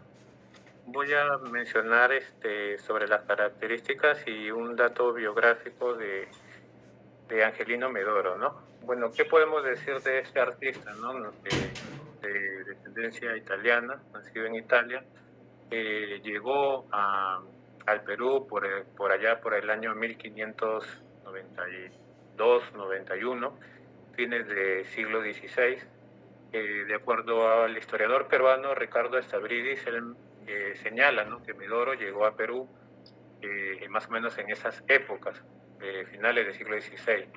Y bien él arribó a Perú, realizó un contrato con la orden mercedaria, ¿no? Con la finalidad de que él pueda realizar la obra o realizar la pintura de la patrona de esa orden, ¿no? Ahora, hay que recordar que la mayor parte de la obra de Medoro, que se encuentra en Lima, está definitivamente acogida en los conventos de las ciudades, ¿no? de la ciudad de Lima, generalmente en los conventos. Con respecto al estilo que Medoro empleaba, realmente cuando él inició, o cuando recién en sus primeros inicios, él era, como se podría decir, un antimanerista, ¿no? No tenía esa característica, que poco a poco, con el pasar del tiempo, él fue adoptando esta postura manierista, y que a medida de que él fue desarrollándose, lo fue plasmando en sus obras, ¿no? hay que recordar también que él se dejó influenciar también por parte de lo que venía desarrollando Vitti, ¿no? Que era el principal, ¿cómo se puede decir? El principal postor o la persona más representante de este estilo. Dentro de lo que consideraba Medoro para sus obras era que tenía en cuenta bastante el fondo, ¿no? El tema de los fondos de los retratos o de las pinturas que él realizaba, ¿no? También buscaba ver los planos abiertos y sobre todo que eran en espacios arquitectónicos, ¿no? Como en las iglesias, como ya se ha mencionado. Y también él tenía una particularidad que desarrollaba la preferencia por los colores tierra. De las obras que él pudo desarrollar en Perú, en Lima propiamente, podemos mencionar que estuvo la obra Nuestra Señora de los Ángeles, que está ubicada en el convento de los Descalzos de Lima, el Milagro de San Antonio, en la iglesia de los Recoletos también, el Cristo crucificado con San Francisco y Santo Domingo, en la iglesia de los Recoletos también de Lima, ¿no? Y en la iglesia de San Francisco de Lima está el retablo de la Pasión del Señor. Esas son las obras que él propiamente desarrolló, ¿no? Y que han sido firmadas, ¿no? Tienen la característica, están firmadas, documentadas por él. Y hay otras que no tienen esta firma, se puede decir, que no están documentadas, como es la Virgen María, que está en la iglesia del convento de la Merced, y el retrato de Santa Rosa de Lima, ¿no? Que ya también lo expuso claramente el grupo anterior, ¿no? Él también contó con dos discípulos, ¿no? El señor Luis de Riaño y Leonardo Jaramillo, ¿no? Que fueron los que siguieron a Medero. Una vez él instaló una especie de taller en Lima, ¿no? Fue sus primeros discípulos que él tuvo a cargo y que bajo su enseñanza ellos pudieron desarrollar o continuar este estilo a través de la escuela cusqueña, ¿no? Que también participaron. Bien, le voy a ceder la palabra a mi compañero Pedro, quien va a continuar con la exposición de Bernardo Vitti. Sí, profesor, buenas noches. Buenas noches, compañeros. Bueno, continuando con Bernardo Vitti, damos paso que él ha nacido en Ancona, Italia, en 1548, y bien llegó a Lima, ¿no? Perú. Él es hijo de Pablo Vitti y Cornelia, ¿no? En la ciudad de Roma entra como hermano coadjutor de la Compañía de Jesús del año de 1568.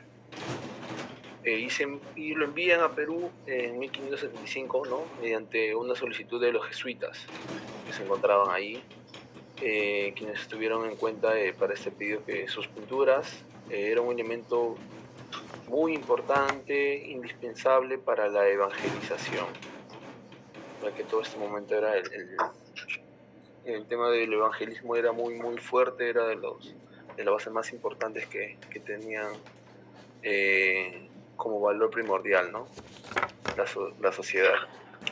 Vitti estaba formando una escuela de los manieristas romanos, ¿no? Bajo la influencia de Vasari, Salvati, ¿no? Como características de sus obras de arte podemos apreciar que sus colores son fríos y presenta también figuras alargadas, ¿no? Impactando por su perfección. También llegando al Virreinato de Perú, Vitti trabaja en Lima y Cusco, ¿no? Realizando algunos encargos para la ciudad de Arequipa. De ahí pasa, ¿no? Por Bolivia, ciudades de La Paz, Potosí, Chuquisaca, y en estas últimas es donde pinta los lienzos del retablo mayor de San Miguel. Es de una iglesia jesuita, ¿no? Dedicada originalmente a San Juan Bautista. Ya se encuentran estas pinturas, ¿no? En un museo de la Catedral de Sucre, y entre ellas se destaca el lienzo de la imposición de la casulla de San Ildefonso, ¿no? Los apóstoles Juan y Santiago, y la Virgen con el Niño y San Juanito. Y bueno, en la iglesia de San Pedro, que es aquí en Lima, ya se conserva el gran lienzo, ¿no? De la coronación de la Virgen y el de la Candelaria. Bueno, ahí es donde Vitti muestra, ¿no? Se puede decir que se luce con toda la elegancia de las figuras propias de la maniera italiana. Bueno, y continuando también en 1585, bueno, ya en un pueblo de indios, no aymaras, situado en las orillas del lago Titicaca, y ahí los jesuitas tenían un gran centro misional. Y ahí es donde pinta mayor parte de su obra, ¿no? Ahí podemos encontrar el bautismo de Cristo, que está en la iglesia de San Juan, la Santa Catalina, que está en la iglesia de San Pedro, y la titular de la Asunción. Todas las iglesias que estuvo trabajando, ¿no? O que estuvo pintando, pertenecían a la orden jesuita. Y bueno, también estos envíos, bueno, las tendencias estéticas basadas en el manierismo que habían primado hasta ese momento, sobre todo en la capital virreinal, en aquellos años, aproximadamente a mediados del siglo XVII, ya se habían formado una escuela cusqueña de pintura, ¿no? Así como los maestros que trabajaron en el altiplano boliviano, los alrededores del lago Titicaca y todos aquellos que desempeñaron su arte en Potosí. Eso es todo por mi parte, profesor. Doy pase a mi compañero Jorge Sarmiento.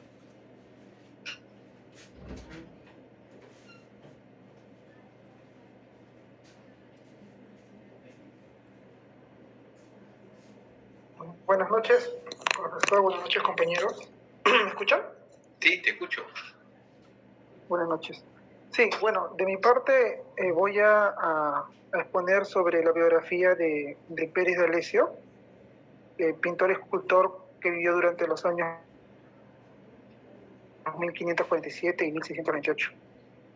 Bueno, respecto a la biografía de Mateo Pérez de Alessio, bueno, guarda tantas expectativas y certidumbres como el propio ambiente, ¿no?, manierista en el que se desarrolla su obra.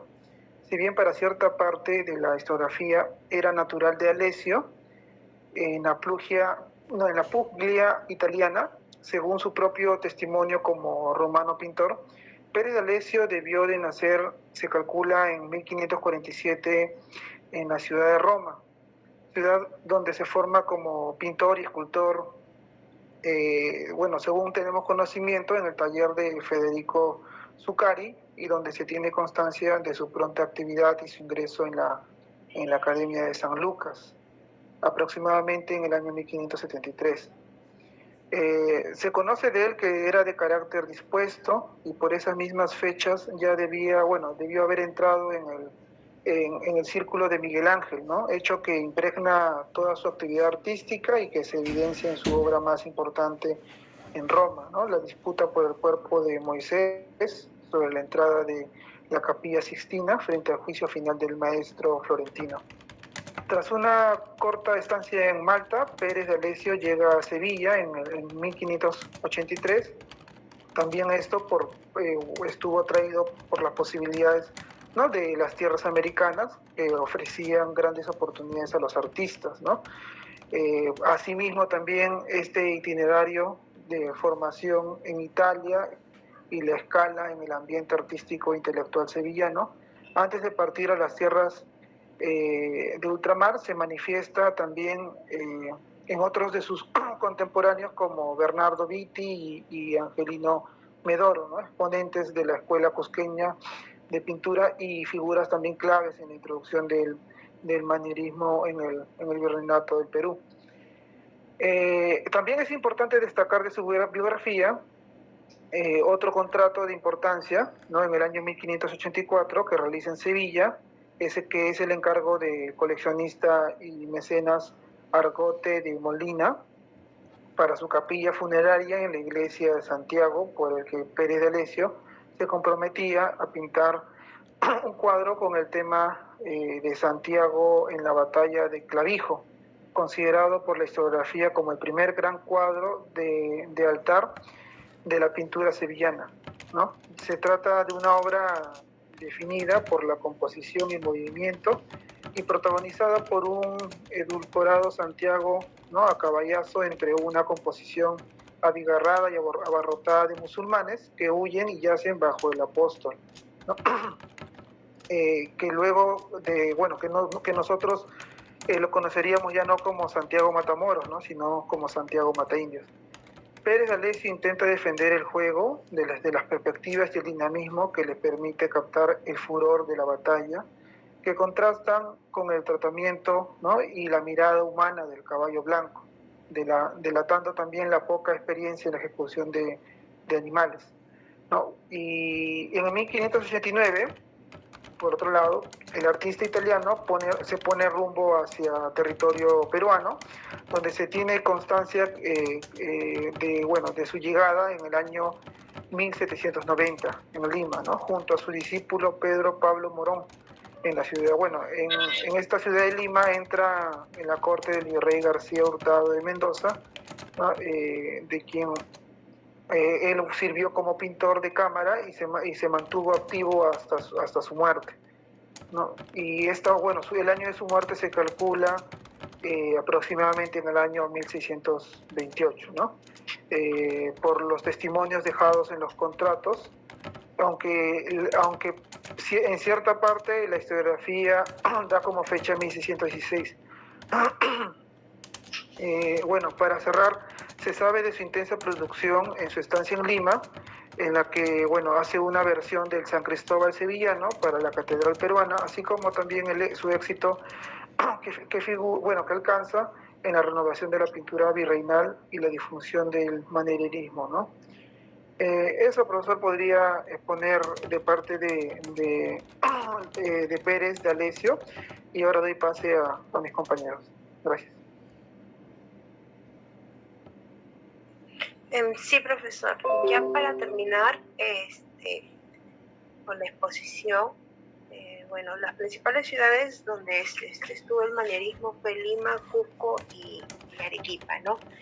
Entonces, rescatar que la característica del estilo manierista consiste en los colores intensos, en las figuras alargadas y en las posturas poco naturales, como vemos en las pinturas. Esta pintura de acá no es una pintura de los tres, es una pintura de su discípulo Luis de Riaño, la Anunciación, la cual encontramos en el Museo Pedro de Osma, ¿no?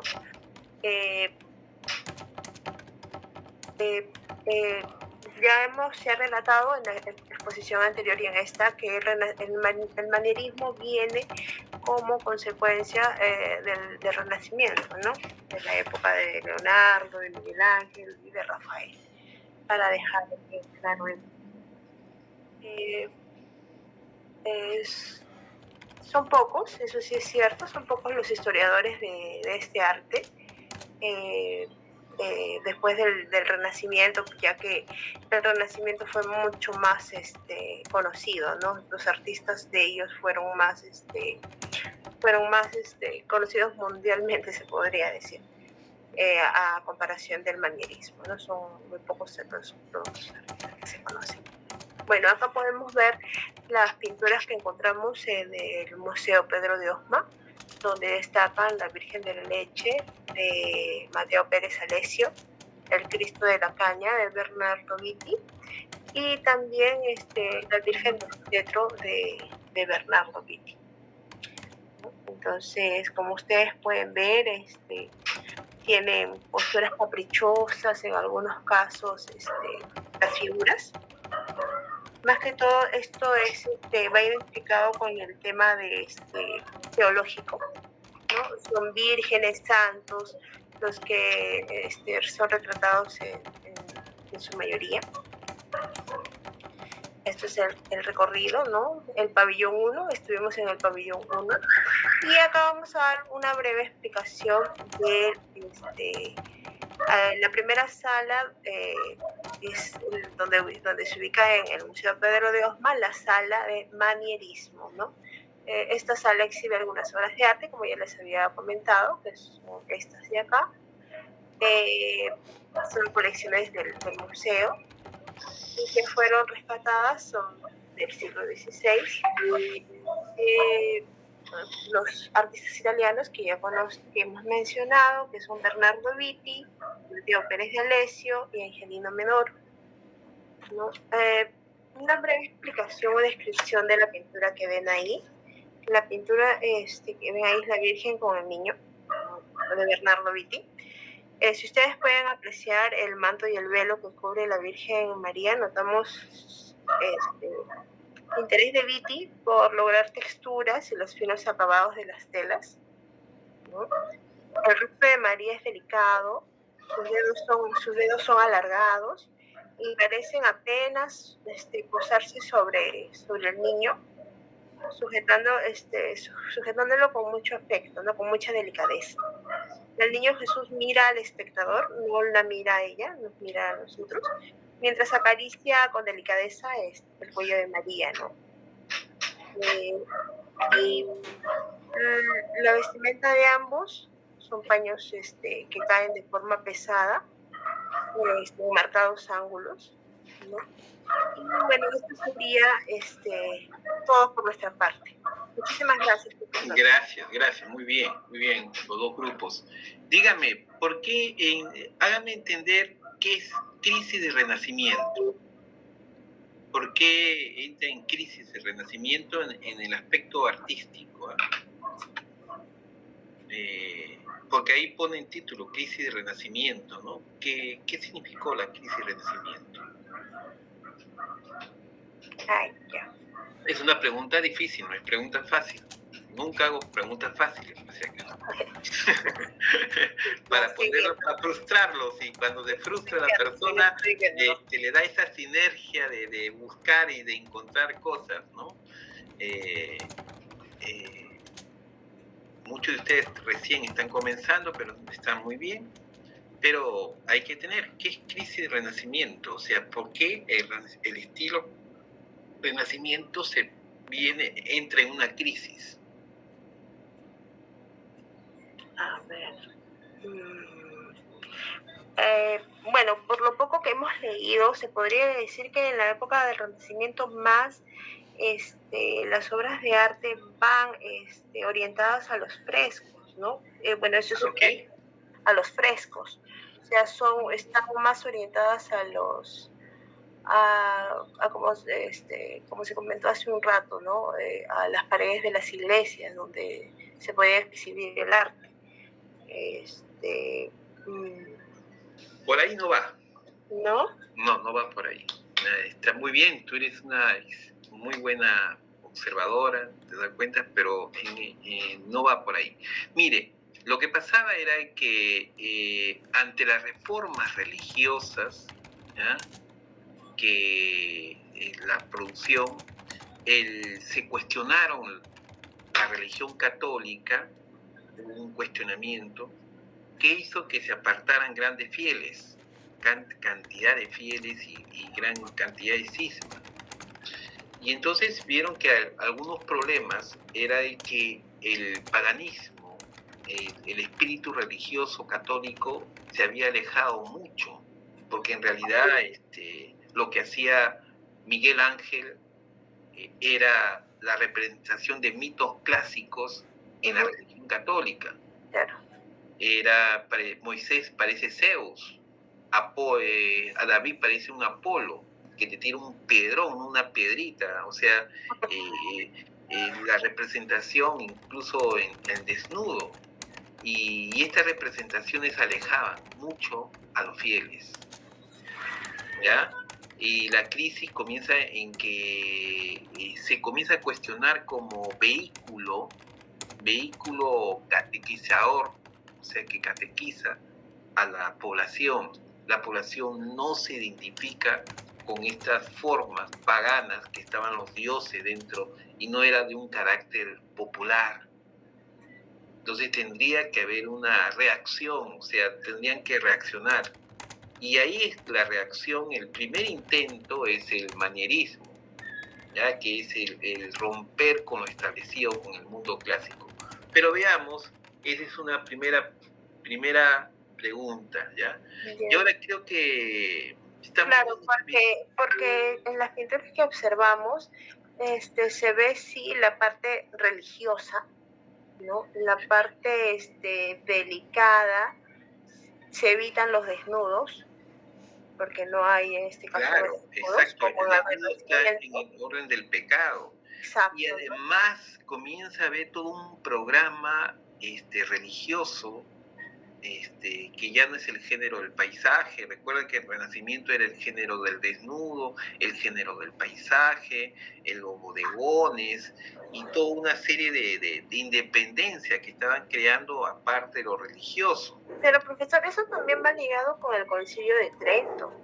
Exacto, pero en el concilio consecuencia, el arte y después vino ya una estructura, pero ya se estaba viendo que los mensajes fundamentalmente era, por ejemplo, la coronación de la Virgen María. ¿Por qué la coronación de la Virgen María era importante en todo este movimiento católico?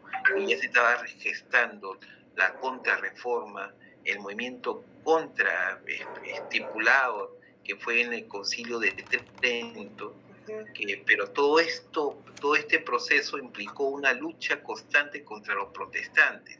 Los protestantes estaban en contra con una idea fundamental y que se mataban entre ellos. Comenzaron a destruir muchas vírgenes en Europa.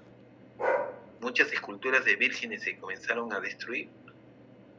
Hasta ahora creo que acá en el Perú también algunos cristianos poco fundamentalistas comienzan a destruir las esculturas y comienzan a salir que esto es paganismo, culto a la imagen, pero sobre todo a la Virgen María, porque la Virgen María representaba para los protestantes, era solamente un vehículo, nada más fue que no hubo la ascensión de la Virgen, y llevarse en el mundo celestial.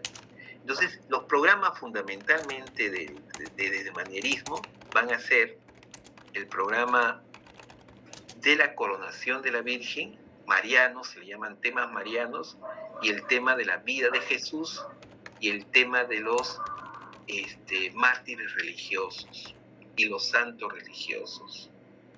Ese es un programa establecido que se contraponía, o sea, está acorde con la nueva empresa religiosa, el nuevo movimiento religioso que comenzó del siglo XVI en la Iglesia Católica y que apartaba el Renacimiento, porque el Renacimiento estaba pues con Moisés tipo Zeus, prácticamente todo Capilla Sistina parecían como unos seres del Olimpo más que todo parecían dioses griegos, ¿no? Dioses griegos, efectivamente, ¿ya? Dioses griegos, y eso va rompiendo. Pero quiero que vean, ustedes voy a compartir cómo es el tránsito, ¿ya? Y cuál es el tránsito y cuál es la diferencia del Renacimiento al manierismo y cómo ese manierismo se da acá en el Perú, porque realmente lo que vinieron fueron los verdaderos representantes del manierismo. No fueron, no fueron discípulos. No fueron discípulos, eran como venir los mismos artistas, nada de que yo soy, no, nada. Era la copia, era el original. Era el original, como dicen. Pero como dice usted, no lo valoramos. No lo valoramos. No lo valoramos, pero esos son, de ahí nace todo esto, todos estos otros movimientos que cuando vamos a las iglesias, vamos a Cusco, vamos a Arequipa, o sea, no le tomamos, entramos a las iglesias, vemos las pinturas, qué bonito, pero no le damos un contexto, ¿no? Exacto. No le damos, los ángeles, así, qué bonito, ¿no? Pero de acá, ¿qué es? Entonces, vamos a ver primero, Gracias, profesor, por no, a ti, que está muy bien. Tú eres Paredes, ¿no es cierto? Sí, no profesor, ¿ya? Gracias. Ya, quiero que vean, primero quiero que vean esta figura. Ahí está, vamos a ver. Abrir una pestaña nueva. Oye, joder. Se pixelea muy. Voy a usar uno que no se pixelee.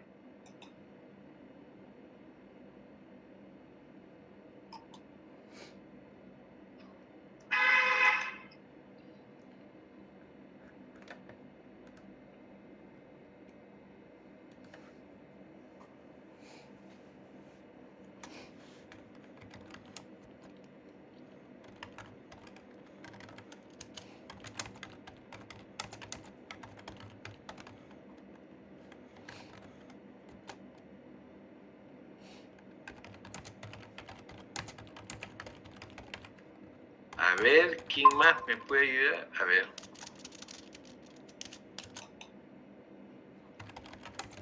A ver, sí.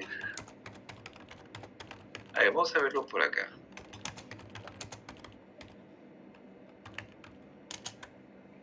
Ay, caramba. Con gente. A ver, voy a ver, estoy tratando de encontrar.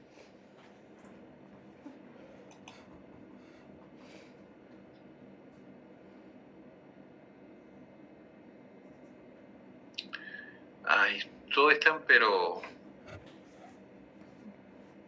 malísimas las copias, ¿eh? Ya. Piero de la Francesca. Vamos a ver.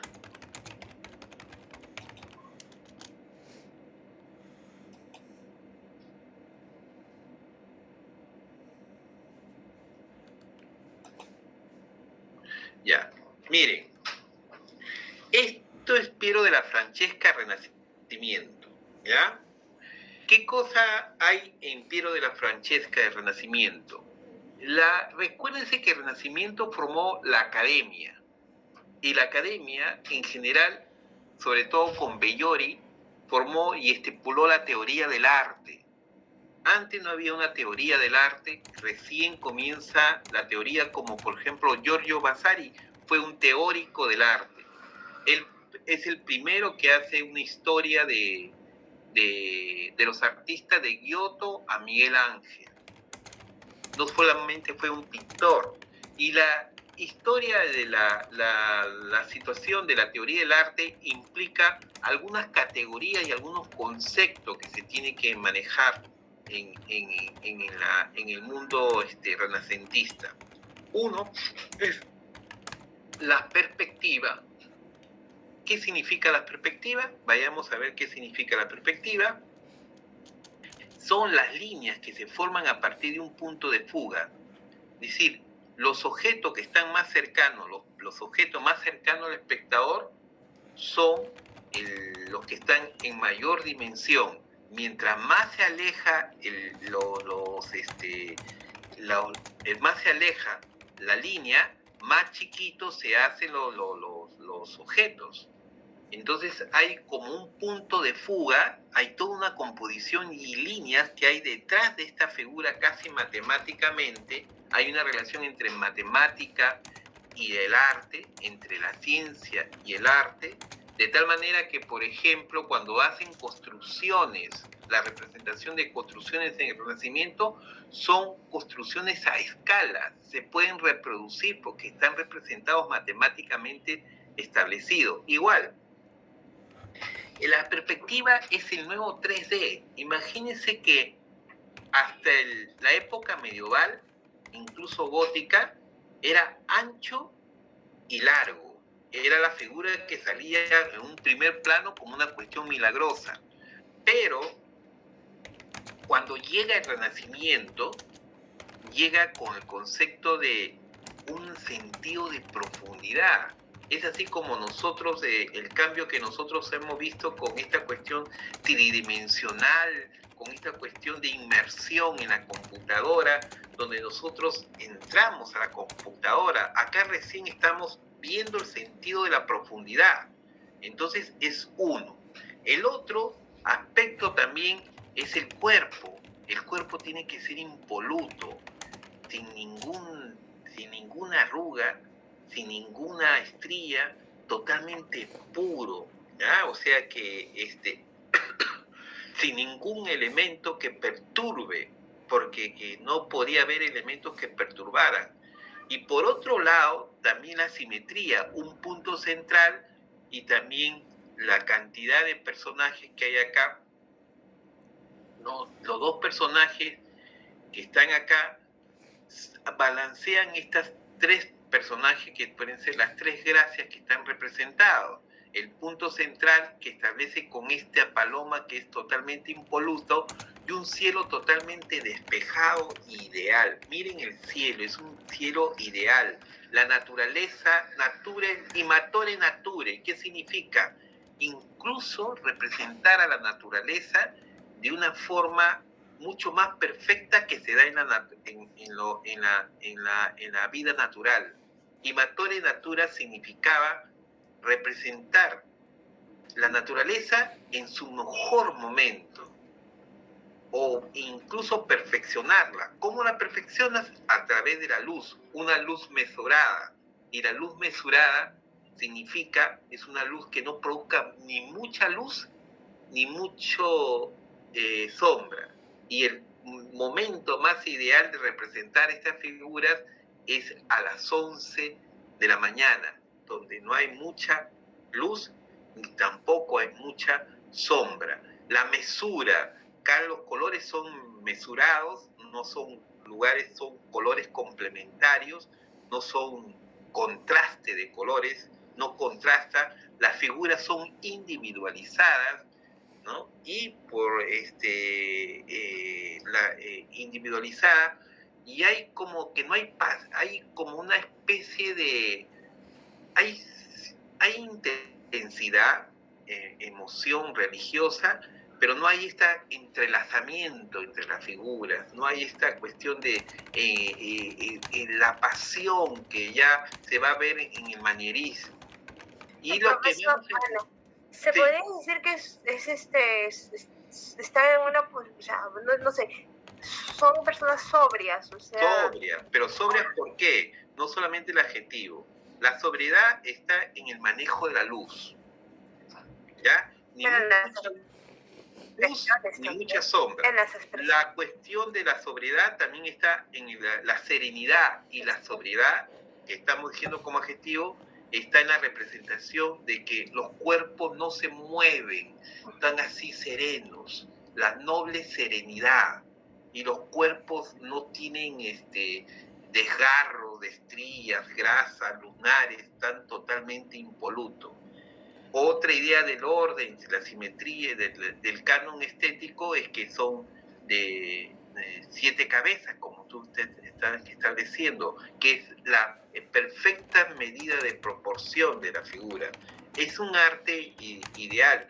Y mira este cielo despejado y esta pureza de lo que está representando en esta paloma. Sin embargo, cuando vemos la figura de Viti, que es un que llega acá. Profesor, una consulta, esa de Piero de la Francesca, ¿es un fresco? No, es un óleo. Es un óleo. No, es un óleo. Es un óleo. Recuerda que la técnica que logran esa perfección, incluso la naturaleza, pero las ideas fundamentales es que en el Renacimiento se forma ya la academia. En el Renacimiento se producen grandes cambios tecnológicos también. El descubrimiento del óleo significó que tú podías estudiar la obra, hacer boceto y estudio de la obra, y tener algunas categorías artísticas que no solamente era de Vasari, era también la teoría de Leonardo, la teoría de incluso los escritos de Miguel Ángel. Todo esto sirvieron como parte de Bellori, sobre todo, el gran teórico del arte de Bellori. Todos estos sirvieron para dar el concepto que una obra pautada, pues la pautaban todo, debe tener perspectiva, debe tener luz mesurada, el cuerpo no desgarrado ni exagerado, porque tiene que guardar la nobleza de la figura. En la imature natura, representar mejor incluso que la naturaleza, que se presente en la naturaleza, la idea de la perspectiva, la idea de la proporción, distribuir bien las figuras en forma individual. Todo esto son conceptos que se manejan, y entra esta obra, pues, ¿no? Esta obra, el manierismo. El manierismo, ¿ya me estoy pasando del tiempo o no? A ver. Le quedan 12 minutos, profesor. 12 minutos. Ya me quedan suficientes minutos para... ¿No crees esto? Ya. Esto es lo que hemos visto, el manierismo. El manierismo es totalmente diferente. La maniera la crisis del Renacimiento, ¿ya? Es casualmente el surgimiento de una corriente espiritual del arte, de una reacción del paganismo en el arte. Y esa reacción de ese paganismo en el arte significó, por ejemplo, la estilización de la figura, el alargamiento de la figura. Entonces la figura se va a alargar como una especie de ascensión en la figura. Y si ese es contorsionado para demostrar la emoción en esa época, mucho mejor, ¿no? Mucho mejor. Pero todavía tiene algunos elementos renacentistas. No rompe totalmente con el Renacimiento como va a ser la posterior en el Barroco. Todavía el cuerpo, el manejo de la encarnación del cuerpo es tipo renacentista. No hay, miren este estigma del punzón, casi es una cirugía estética actual, ¿no? Una cirugía láser, parecía. No hay nada de estos gorgotones barrocos que vamos a ver, esta cuestión chirriante y visceral del barroco no vamos a encontrar todavía. Todavía hay atisbos y influencia del manierismo, pero rompe con el manierismo, que es un término despectivo que utilizaron los renacentistas con referente al mundo manierista, porque comienza por su afán de estilización, con su afán programático de espiritualizar la figura, comienzan a alargar hasta 9 cabezas, a 10 cabezas la representación de Cristo, con una composición en S, y encima para representar esta estigmatización de la mano, que es el clavo, apenas un puntito, pero mira la delicadeza de la mano, ¿no? Es la resurrección, hay una propaganda católica que se instaura la bandera del cristianismo en estas nuevas tierras americanas. Hay un programa, digamos, teológico importante. Y cuando hablamos de antinaturalismo o artificialismo, ¿qué estamos hablando? A ver, porque rompe con las leyes físicas. Si ustedes se dan cuenta, esto no cae, ya debería estar cayendo. No puede, según las leyes de la gravedad, pues mantenerse estos drapeados, estos mantos que están sobre Cristo. Esto no se puede mantener así, ¿ya? Entonces hay como esto no lo podían soportar las personas del Renacimiento, ¿ya? No lo podían soportar nada porque rompe con las leyes físicas. Y a romper con las leyes físicas, el manierismo nunca, el Renacimiento nunca rompe con las leyes físicas. Entonces el manierismo rompe con el canon establecido de 7 cabezas y hace hasta 10 cabezas por el sentido de espiritualización de la figura. Ese es el primer rompimiento, ¿ya? El segundo rompimiento, un momentito, ¿qué hora son? ¿Qué hora es? Un ratito, un minuto nada más.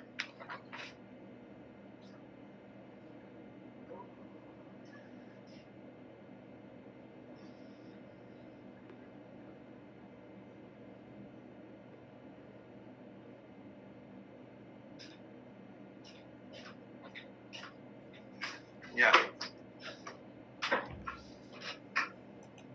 Y entonces hay esto, el primer rompimiento con el Renacimiento, o sea, primero vemos la continuación. La continuación es que el cuerpo todavía es impoluto, se mantiene la técnica del concepto impoluto, ¿ya?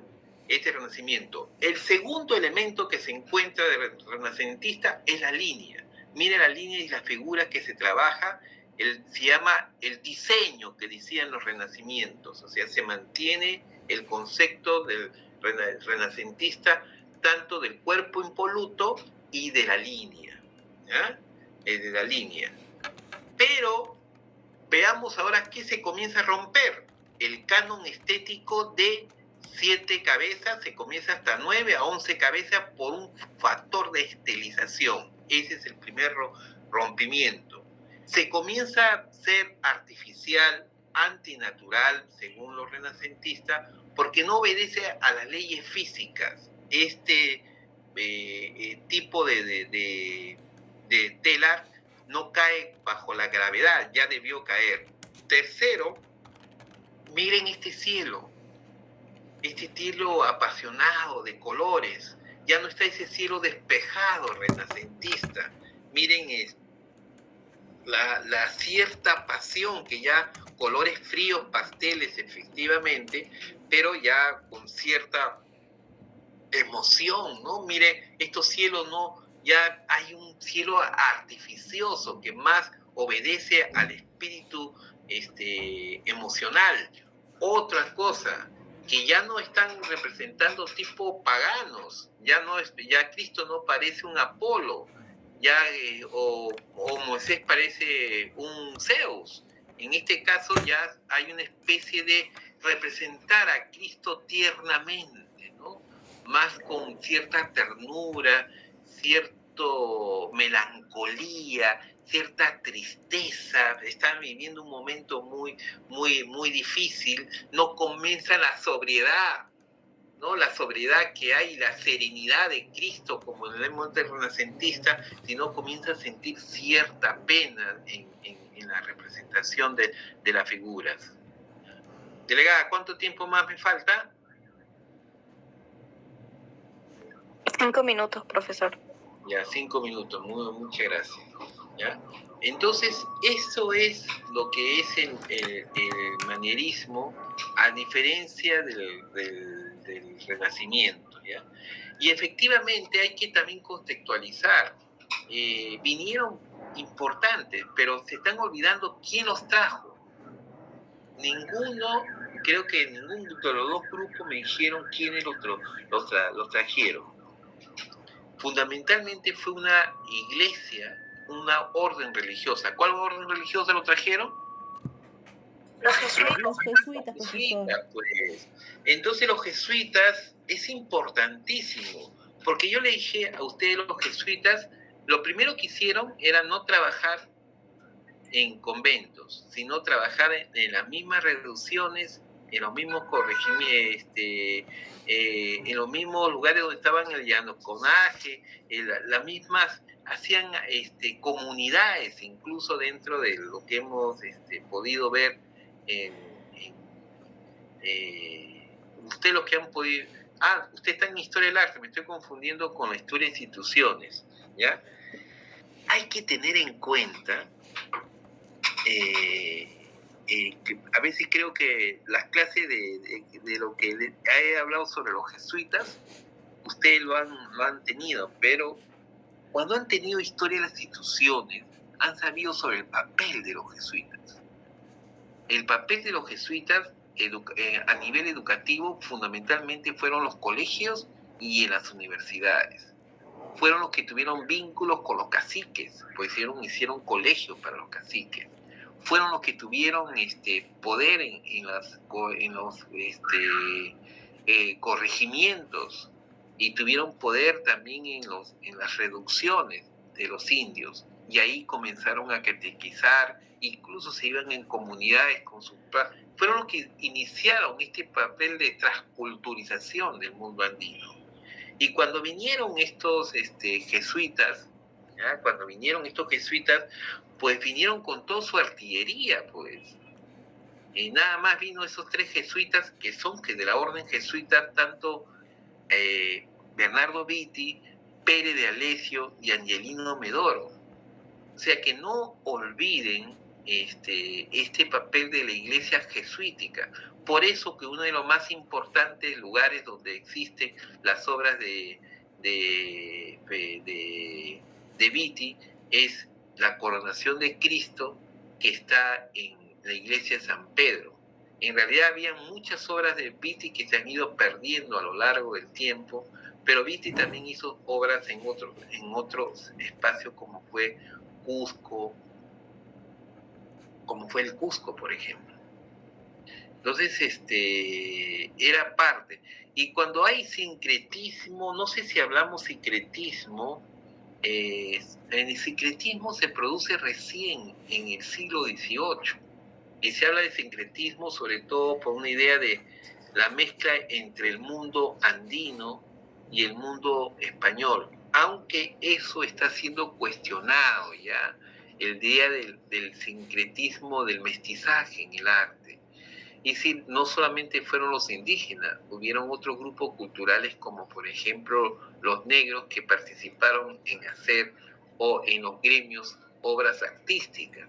Casi siempre cuando se habla de mestizaje y sincretismo ponen al mundo andino cuando hay toda una serie de aportaciones de diferentes grupos culturales. Pero hasta ahora se mantiene esta idea del mestizaje en el arte. Bueno, hasta aquí nada más. ¿O alguna pregunta de ustedes?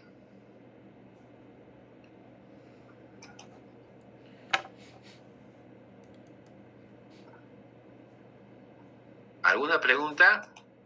No, profesor, gracias. ¿Ya? Entonces tengan en cuenta, cuando hablo del sincretismo, que es la combinación del mundo andino con el español, vinieron recién ellos en el siglo XVI. Lo que pasa es que el estilo alargado, estilizado, va a influenciar recién en el siglo XVIII en pintores como, por ejemplo, en artistas como Quispe-Tito, ¿no? Como lo van a ver acá, por ejemplo. Pero eso ya es en el siglo XVIII, no en el XVI. No tienen que ver los periodos precisamente. Entonces acá es la llegada de los artistas todavía Viti, que van a influenciar después, posteriormente, porque nuestras obras que hacíamos era tipo medieval, ¿no? Vamos a ver algunas obras.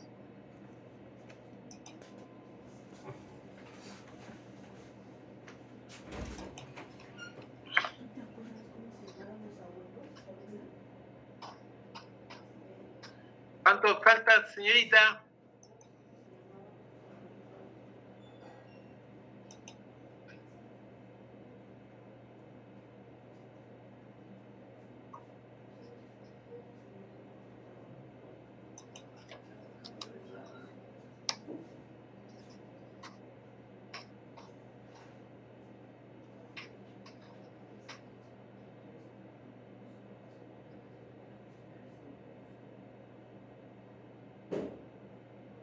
Increíblemente no hay ninguna ahí de Quispe-Tito, la vida de Cristo. No es esa. Ahí está. ¿Han visto esta obra?